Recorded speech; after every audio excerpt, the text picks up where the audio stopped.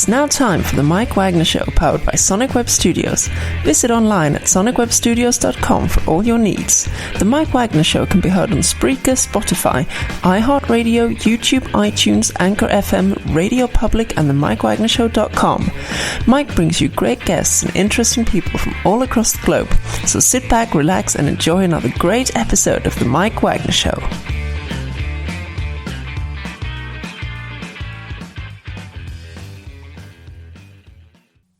Hey everybody, it's Mike from the Mike Wagner Show, powered by Sonic Web Studios. Visit online at sonicwebstudios.com for all your needs. Looking at a professional website without breaking your budget? Sonic Web Studios is the answer.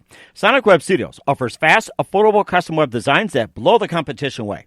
Call today at 1-800-303-3960. That's 1-800-303-3960. Or email to support@sonicwebstudios.com. Mention the Mike Wagner Show, get 10% off your first order. Sonic Web Studios, take your image to the next level. Also, the Mike Wagner Show can be heard on the MikeWagnerShow.com. You can check our Facebook page at Facebook.com/The Mike Wagner Show. You can download and listen on Facebook, SoundCloud, Spreaker, Spotify, and iHeartRadio. Also on Anchor FM, Radio Public, iTunes, Google Play, Deezer, Stitcher, and more. Take the Mike Wagner Show with you on any mobile device. Subscribe to the Mike Wagner Show on the YouTube channel. Also follow the Mike Wagner Show on Instagram and Twitter today. We're here, ladies and gentlemen, once again, back by popular demand. He is the king of Coca-Cola and got started when he was on a little tour and got so fascinated by the wonderful soft drink, he decided to go on a Coca-Cola trail and write a book about it. And he also got some really information. And if you wonder, was Coca-Cola really bottled first in Atlanta? And, of course, another question is, was there an actual man, 97 years old, that worked for Coca-Cola, and for how long? And the rights to bottle Coca-Cola through U.S.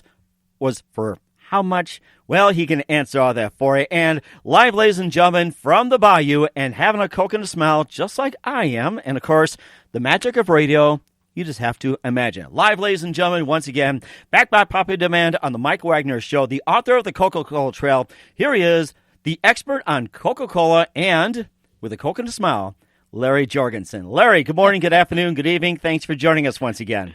Thank you, Mike. It's great to be back and to talk about this wonderful thing called Coca-Cola and all the things that have happened to make it happen. This month we're observing the 125th anniversary of the first time Coke was put in a bottle for sale. Guess what? It wasn't in Atlanta, Georgia, was it? No, it wasn't. It was in Vicksburg, Mississippi. Vicksburg, wow. Soda shop, and he was selling Coca-Cola in the glasses across the counter, and he thought, if I could put this in a bottle, I could sell it to the people in the country too. So he bought him a little bottling machine, and Coca-Cola was bottled there, So it was 125 years ago in Vicksburg, Mississippi. And, Coca-Cola didn't think that was a very good idea. Uh-huh. In fact, the man who did the bottling, he sent his first 2 cases to Coca-Cola in Atlanta, just so they knew what he was up to. And they sent him back a note and said, it's okay. And he said, they never sent my empty bottles back. Maybe they enjoyed them so much. But, in those days, bottles were, pretty much a rare commodity. And, we could go in a direction on that, too, later if you want, about the last returnable bottle that was bottled in the United States. And that's a good story. Oh, wow. But this whole thing with bottling, the Asa Candler, who owned Coca-Cola, was busy making the syrup, and he said, "This is a dumb idea, putting it in a bottle." It finally took 5 years after it was bottled in Vicksburg for him to even agree to, all right, I'm going to sell somebody the authority to bottle it throughout the United States, exclusive. Mm-hmm. And he sold that rights away for $1. $1, oh my gosh! And what's $1 considered nowadays in today's economy? The interesting thing, Mike, is that they say he never bothered to collect $1. he told the guys that he sold the rights to, I still think this is a dumb idea, and if it doesn't work, don't come back to me about it.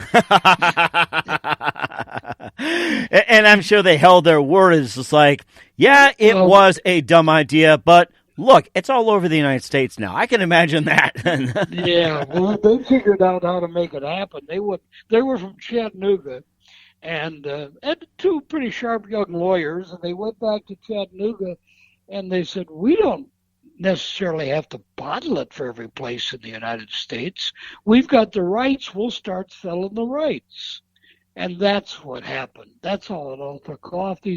All these entrepreneurs, would-be bottlers, were sold the rights to bottle by the guys that had them, and from there it took off, So, and, another interesting thing, we talk about the bottle, and how it finally evolved into the bottle that we recognize. Did you ever stop to think that bottle, it has a green tint to it? Really? A green tint? What? If you look at the original Coca-Cola bottles, the glass bottles, they had a green tint to them.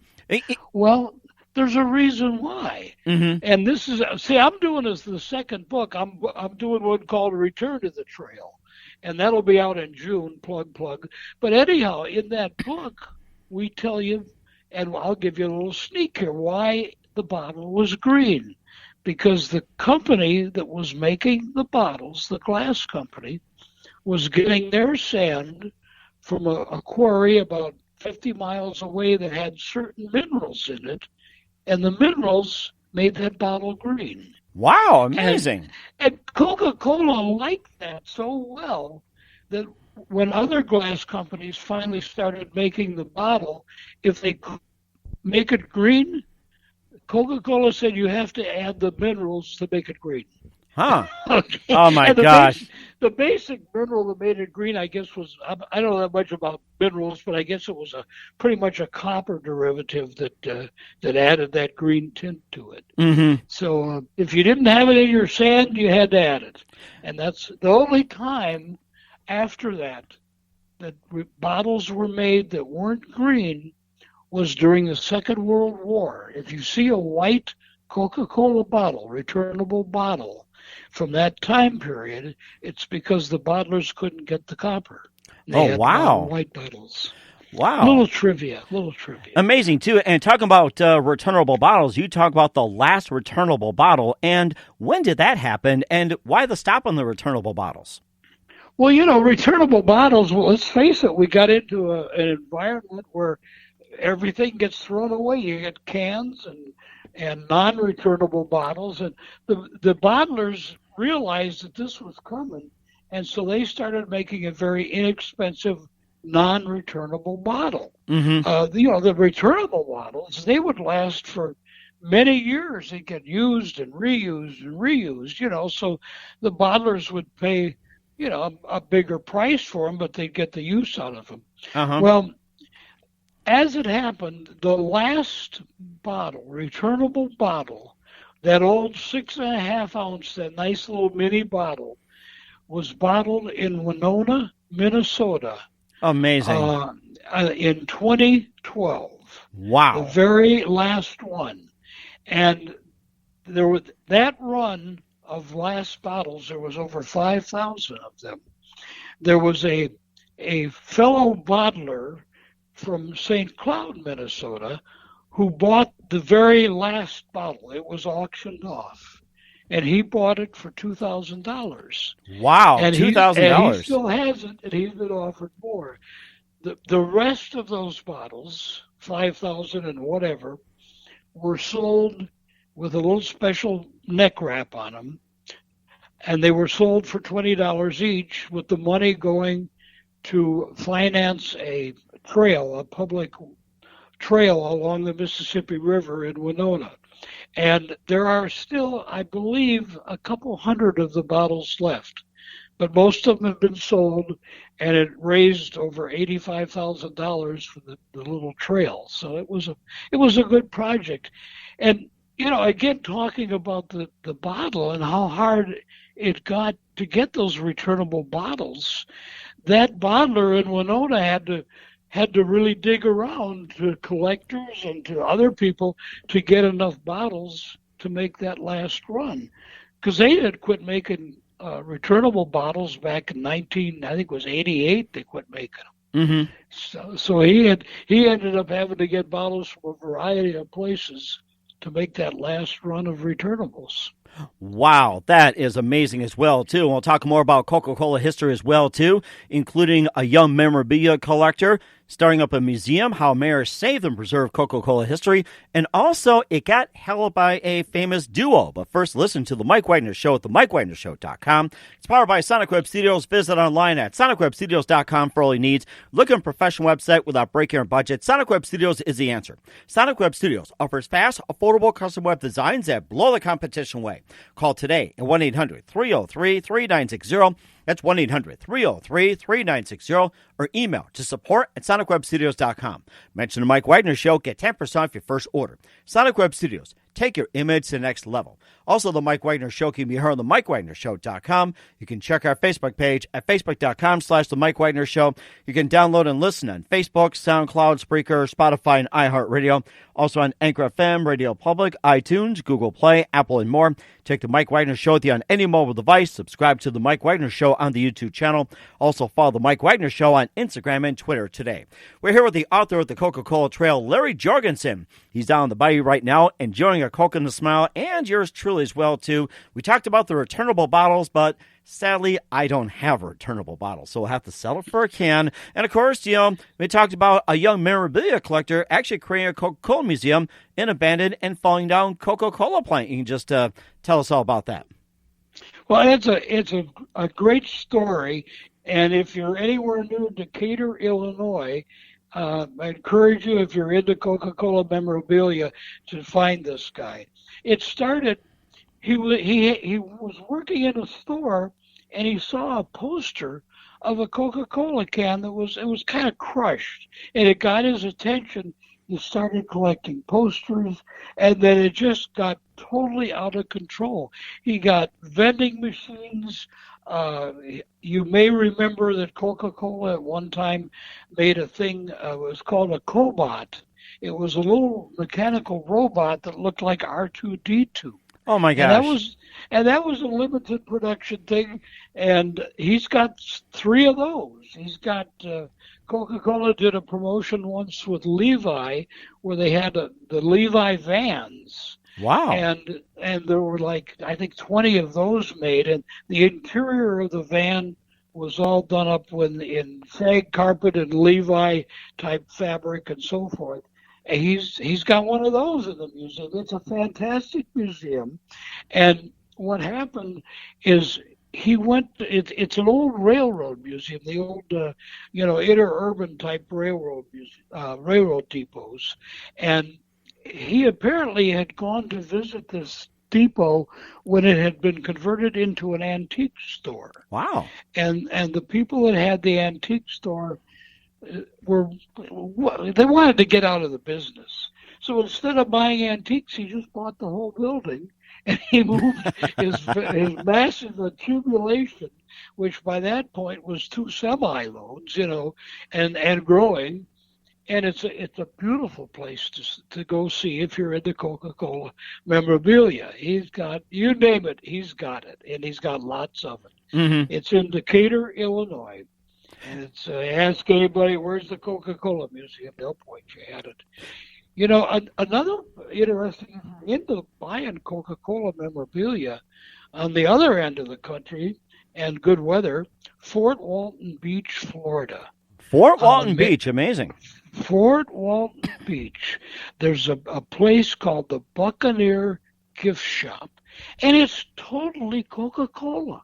Oh my goodness. He's got all kinds of Coca-Cola memorabilia in there, and it's all for sale. And it's right on that main street that runs, what is that, 90 or whatever that is, it runs along the Gulf, through Fort Walton Beach. That's a great stop. He's got a Coca-Cola bottle that you can get your picture taken with. It's like about, I don't know, 12 feet high. It's huge, So that's another interesting stop on the Coca-Cola Trail. And the things I'm telling you about, Mike, these are all things in the next book. Okay, so I'm giving you all my good stuff. And that's something we'll talk about a little bit later as well, too. And you also had a mayor that actually saved and preserved Coca-Cola history in a city that's in Grenada. Or is it Grenada? Yeah. It's in Grenada, whatever. That's an interesting story because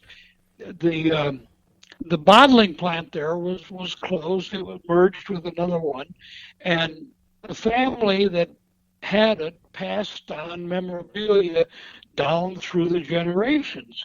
Well, about the third generation that got a hold of all this stuff said, we don't want this stuff. Let's just put it onto the internet and sell it. Well, the mayor said, oh, no. This is not leaving town. And he got a bunch of people together in town, a bunch of friends, and they kicked in money. It wasn't taxpayer money. They bought all of the memorabilia from that particular plant, and then they had to figure out what to do with it. So they put it in a museum in City Hall. And it takes up a lot of the mayor's office, too. Oh, my God. But that's easy to get to. If you're going down the Interstate 55, it's right there in Grenada, Mississippi. So that's a good one to see. Something I learned just recently in doing this next book, we look at the Coca-Cola logo, and we say, well, it's always been. But I found out it hasn't always been. If you get into Minnesota and you go into Minnesota, there's a guy that painted Coca-Cola murals, and he became a very famous wildlife artist. But he was at a young age he was doing murals, and he actually did a self-portrait of himself doing a mural on a store, which then later was converted by somebody else into a mural. Anyhow, to get to the story of the logo, when he was painting the signs for Coca-Cola, he developed a way to paint the Coca-Cola logo quicker, easier, and a little bit cleaner. And Coca-Cola heard about it, and they liked what he saw, and they actually paid him some big dollars to use his version of the Coca-Cola logo. Wow. So here's a guy in Minnesota that, in the interest of making his job easier, painting signs, actually affected the ultimate looks of the Coca-Cola logo that we all know, that scripted logo. So it's interesting, the stories you find along the Coca-Cola Trail. That is amazing. And I'm looking at a can of Coca-Cola right now, and let's give a big salute to the guy in Minnesota as well, too. So here you go, and thanks for making a Coke the best there is. So that's all I got to say right there. Oh, my goodness. Okay, and we'll also talk about a couple of facts, including a guy who worked for 79 years and being held up at a plant in Arkansas by a famous duo, and talk about the second book. But first, listen to The Mike Wagner Show at themikewagnershow.com, powered by Sonic Web Studios. Visit online at sonicwebstudios.com for all your needs. Look at a professional website without breaking your budget. Sonic Web Studios is the answer. Sonic Web Studios offers fast, affordable custom web designs that blow the competition away.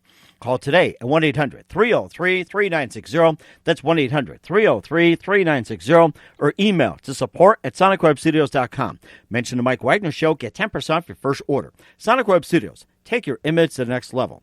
Also, the Mike Wagner Show can be heard on themikewagnershow.com. You can check our Facebook page at facebook.com/The Mike Wagner Show. You can download and listen on Facebook, SoundCloud, Spreaker, Spotify, and iHeartRadio. Also on Anchor FM, Radio Public, iTunes, Google Play, Apple, and more. Take the Mike Wagner Show with you on any mobile device. Subscribe to the Mike Wagner Show on the YouTube channel. Also follow the Mike Wagner Show on Instagram and Twitter today. We're here with the author of the Coca-Cola Trail, Larry Jorgensen, talking about his first book and going over a little bit of a recap and some interesting facts that you heard as well, too, including the exclusive rights to bottled Coca-Cola throughout the U.S. was sold for $1. And, of course, being the Coke, it was first bottled in Vicksburg, Mississippi, before heading over to Atlanta and some city museums where they've been preserved and also saved thanks to Coke as well, too, and having, just paintings of Coca-Cola, paraphernalia, and all kinds. That just bears the Coke name, some great stories. And, of course, before we get to his second book, a couple of people had been a big influence on Coke as well, too, including a 97-year-old man who worked for a Coca-Cola plant for 79 years. And my question is, who else works at a place for 79 years? Well, he obviously was in love with Coca-Cola because he became the curator of, they have their own little private museum. And it actually happened because he became a Coca-Cola collector while he was working there. He went to a Coca-Cola collectors. In fact, it was the second national convention that the collectors ever had. And he went to that and he came back and he had been collecting and he convinced the people that owned the bottling company that maybe they should have their own little museum. And I think probably by that point, Fred wanted to get the stuff out of his house, Anyhow, they went along with it, and they created quite a museum, and obviously he became the curator of the museum, and he knew more about Coca-Cola than you could imagine. He worked with that bottling company for 79 years, and it's just the past year that he had passed away. Oh my gosh, I'm sorry. And he's gone down in history. He's been interviewed on many TV shows, national shows, and his legend will live on. If you're ever in Fort Smith, Arkansas, it's the Coca-Cola bottler in Fort Smith, and they're wonderful people. And it's a neat little museum that they've got as well.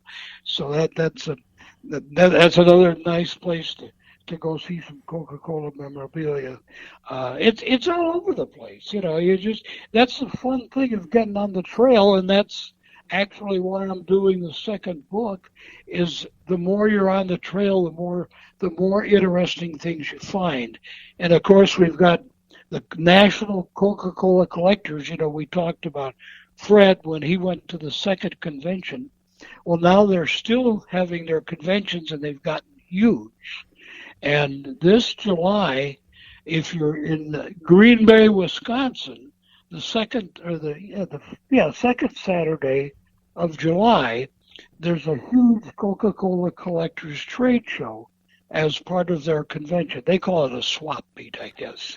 But there'll be lots of things available, and everything permitting, book number 2 will be there as well, and I'll even sign them.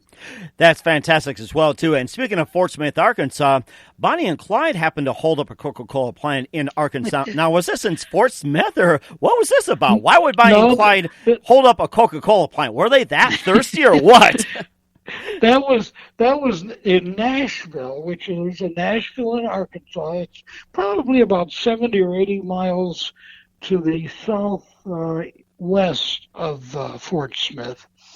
And it actually wasn't Bonnie and Clyde. It was a couple of their cohorts that had been up to Chicago. They tell me the reason they went to Chicago is they were buying some weapons from the Capone gang. Wow. And on their way back, they realized they needed some money.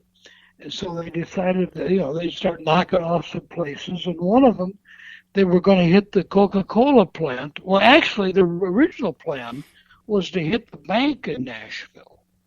And word got out, and when they got to Nashville, the sheriff already had positioned guys on top of the bank. And they thought, well, we're here, we got to rob something.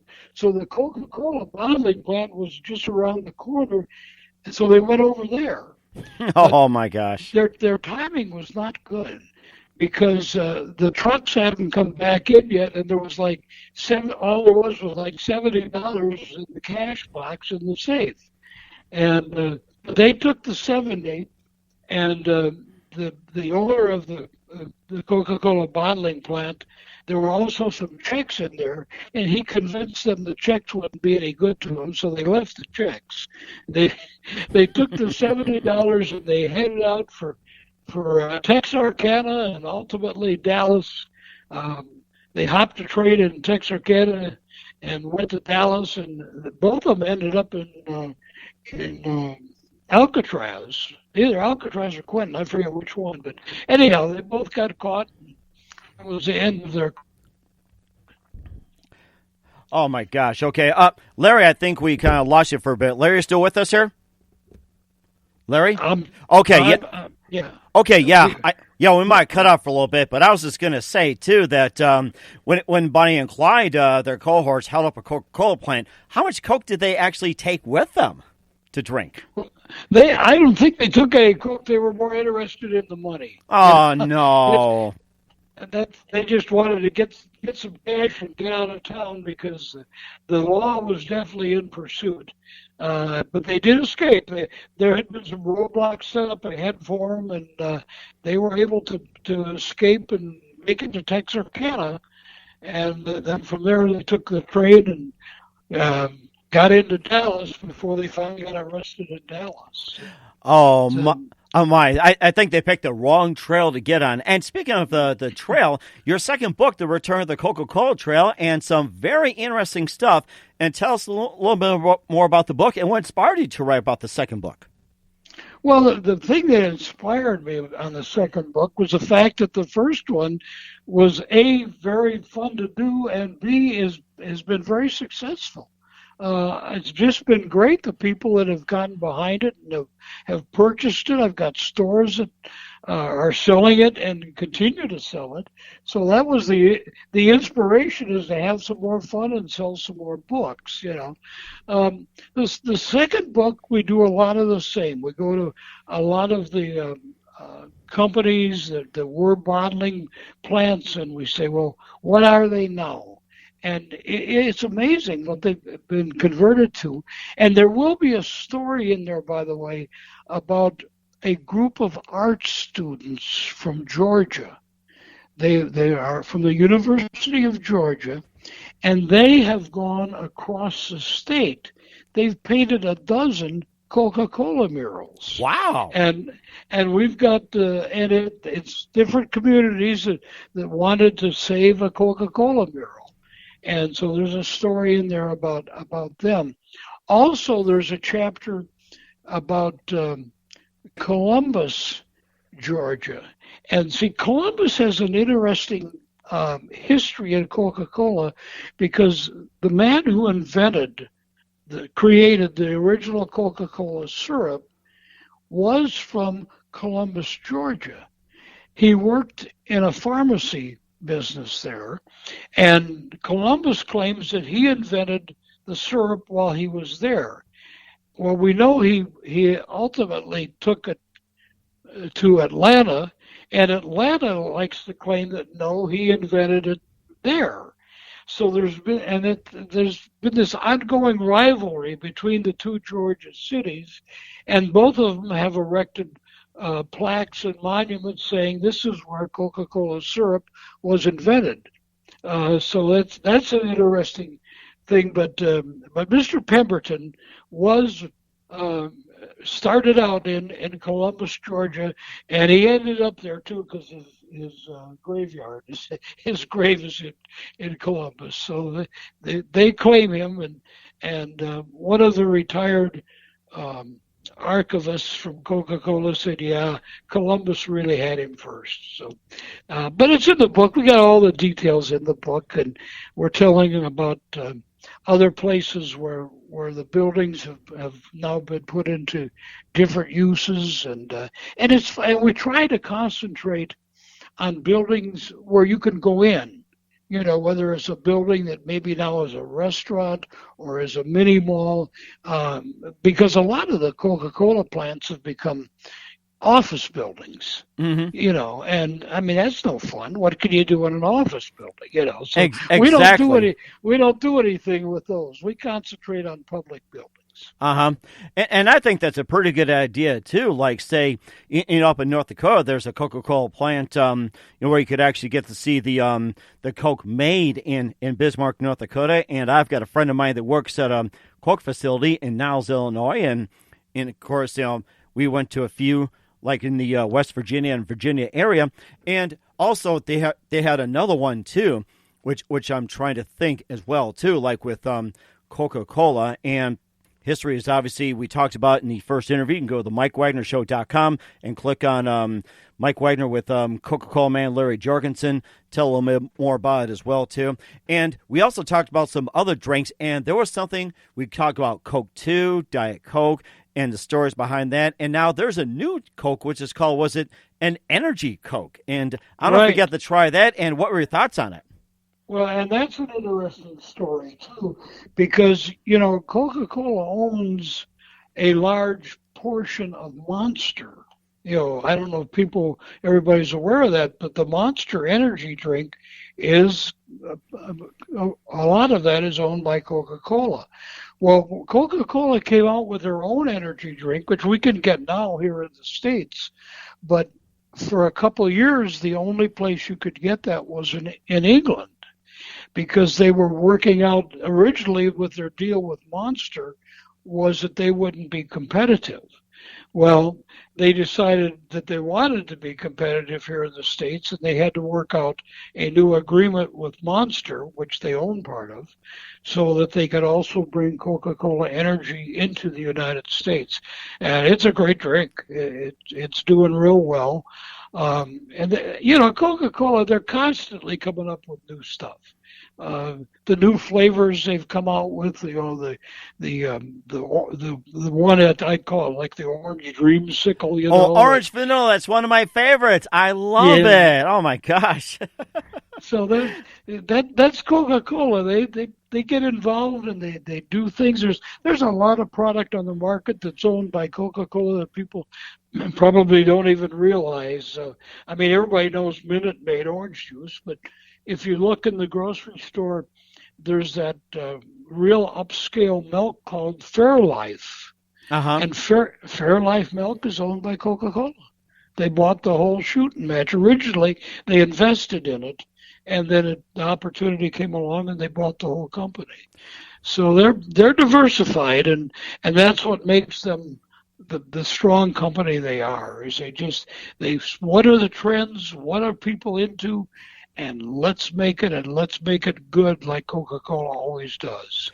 And of course, they got the Diet Coke as well too, with all the different flavors that was featured in the Super Bowl. Was it mango and peach and grape or something like that? It's like all these different flavors of Diet Coke. What were your thoughts on that one? Well, and you've got the now the flavored seltzer waters. And there's a brand out. It's AHA. And you'll probably see it in the stores. That is a Coca-Cola brand of the flavored waters, the charged waters.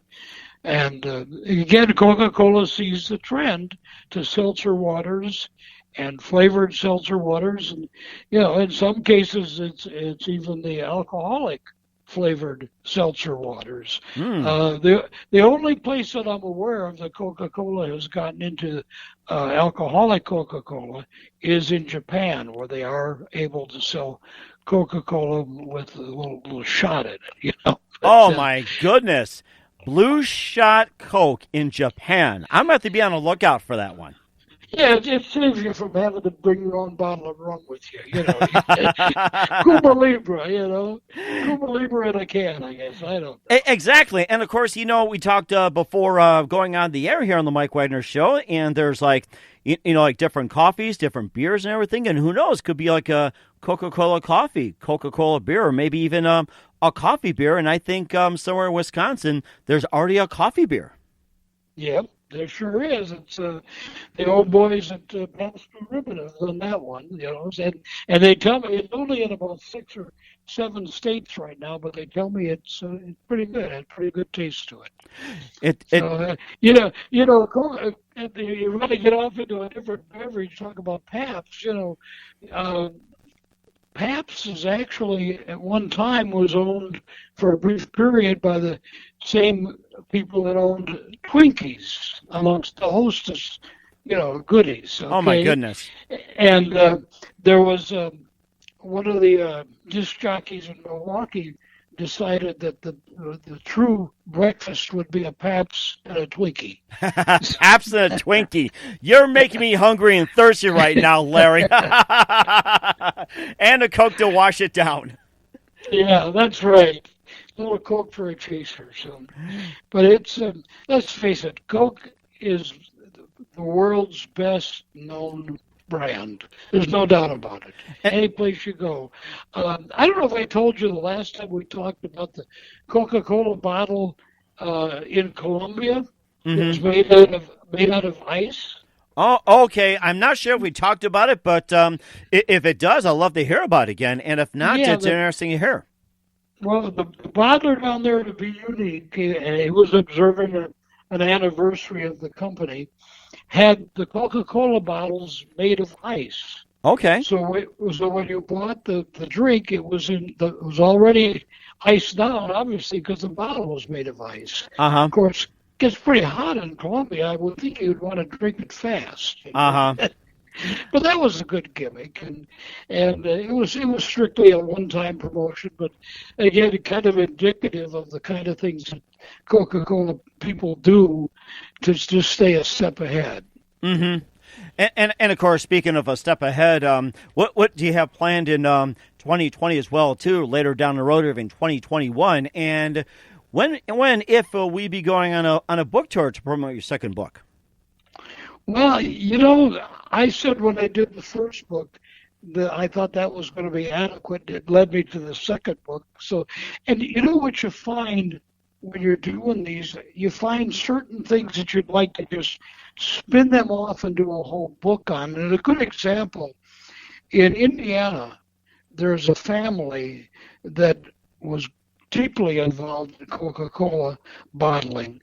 And they alone, that family and the plants that they owned and the history of what they did with Coca-Cola in just the state of Indiana is probably worth a book. The bottle collectors, there's so many bottle collectors that have unique stories to tell. So who knows, Mike, where we're going next. We'll get this one out and see what happens after that.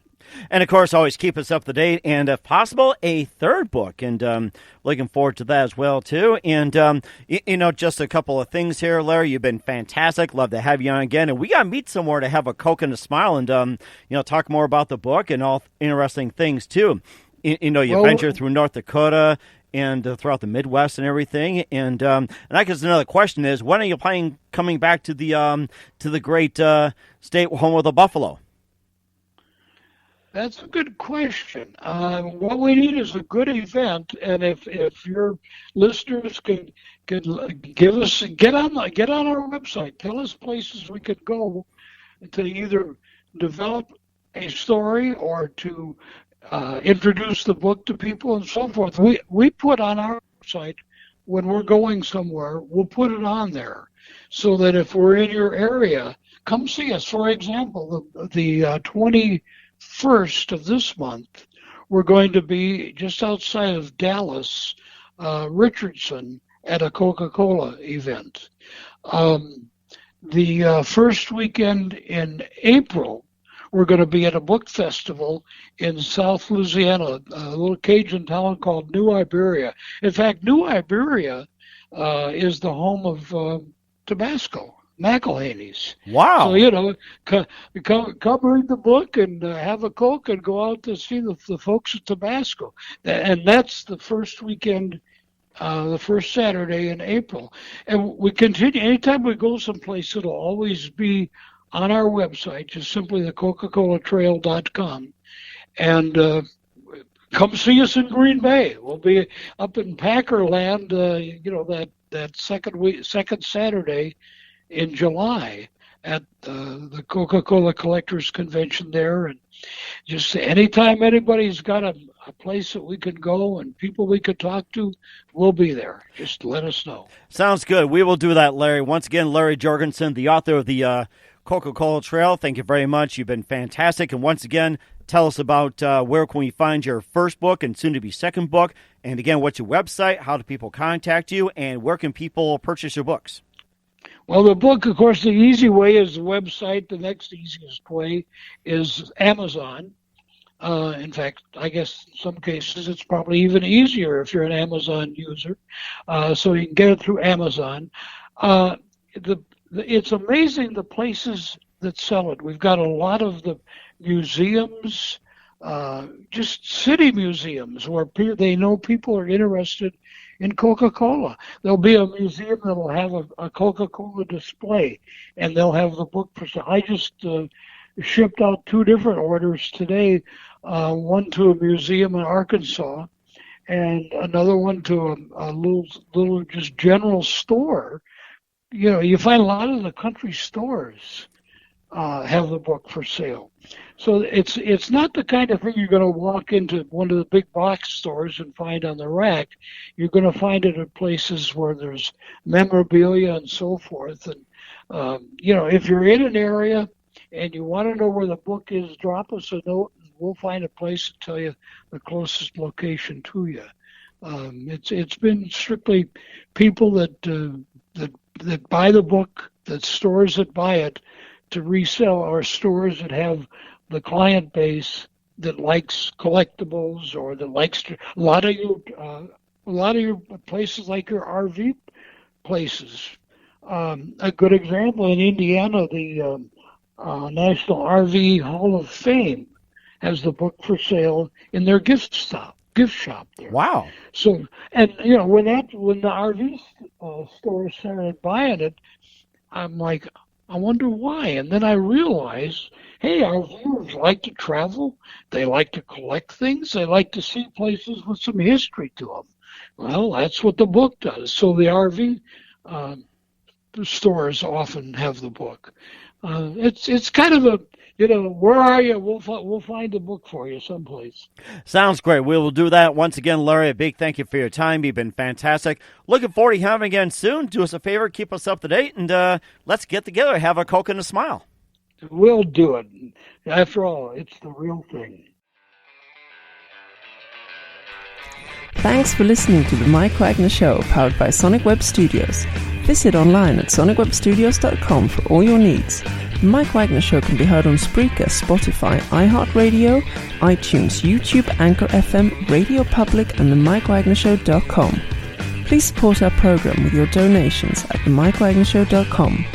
Join us again next time for another great episode of The Mike Wagner Show.